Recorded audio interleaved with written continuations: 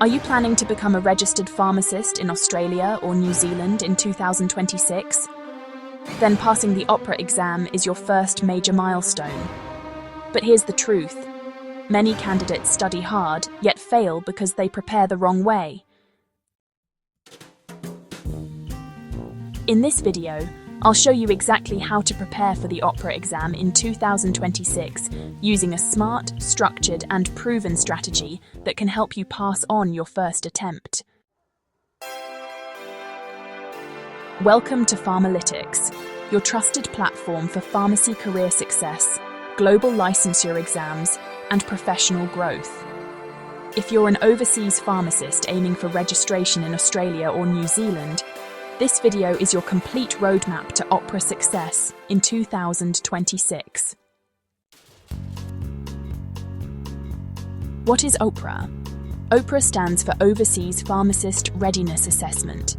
It is conducted by the Australian Pharmacy Council.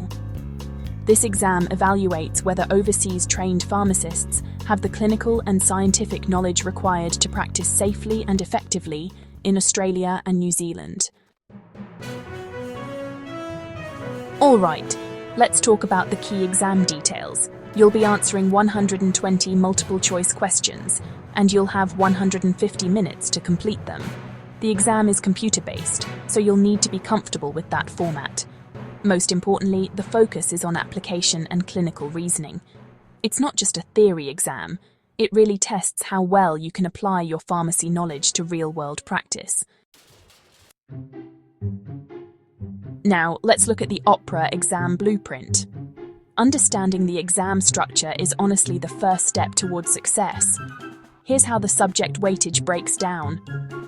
Therapeutics and patient care makes up 45%. Biomedical sciences accounts for 20%. Pharmacology and toxicology is 15%. Medicinal chemistry and biopharmaceutics, that's 10%. And finally, pharmacokinetics and pharmacodynamics also make up 10%. Here are a few pro tips. Therapeutics carries the highest weight, so yeah, this should definitely be your top priority when you're preparing. Let's talk about building your foundation with a smart preparation plan. In Phase 1, which covers weeks 1 to 8, you'll want to focus on the basics: pharmacology, pathophysiology, pharmaceutics, pharmaceutical calculations, and medicinal chemistry. Your main goal here is to really strengthen your understanding of these fundamental subjects before you move on to the more advanced clinical topics. Next up is Phase 2. Master Clinical Therapeutics, spanning weeks 9 through 16. During this time, you'll dive into major disease areas like cardiovascular disorders, diabetes, respiratory diseases, infectious diseases, gastrointestinal disorders, central nervous system disorders, and renal disorders. You'll need to focus on drug selection, dosing, adverse effects, drug interactions, and patient counseling. This phase is all about applying your foundational knowledge to real-world clinical scenarios. And now, Phase 3. Practice and mock tests, which runs from weeks 17 to 24. Aim to solve 50 to 100 multiple-choice questions every day, and make sure to attempt case-based questions as well. Each week, take one full-length mock exam. It's super important to review every mistake carefully, because honestly, practice is where real improvement happens.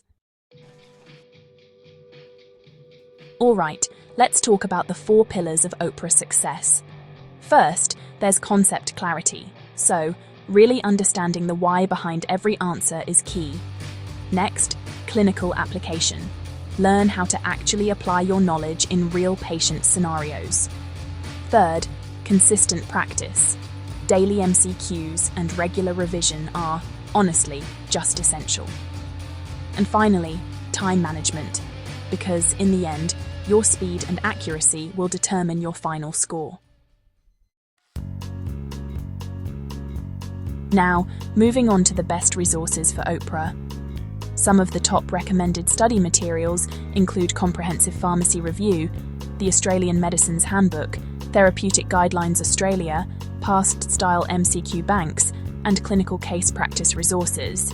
And just remember, always prioritise materials that are updated and really relevant to the exam.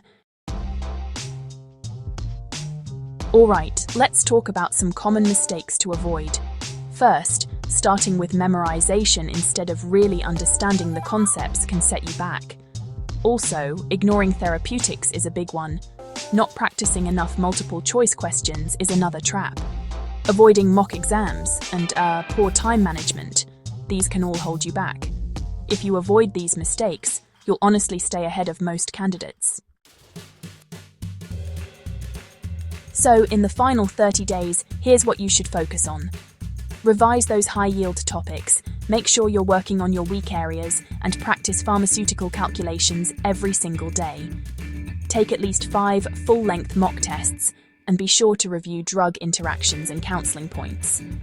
This last phase can, really boost your confidence in your score quite a bit. To sum up, succeeding in OPRA 2026 takes more than just hard work. It really comes down to having the right strategy. Focus on strong fundamentals, clinical therapeutics, regular practice, mock exams, and smart revision. If your goal is to become a registered pharmacist in Australia or New Zealand, honestly, start preparing today. Hey, if you found this helpful, don't forget to subscribe to Pharmalytics for expert guidance on OPRA preparation, NAPLEX, MOH and Prometric exams, and pharma career development. And, comment below to let us know what you'd like to see next.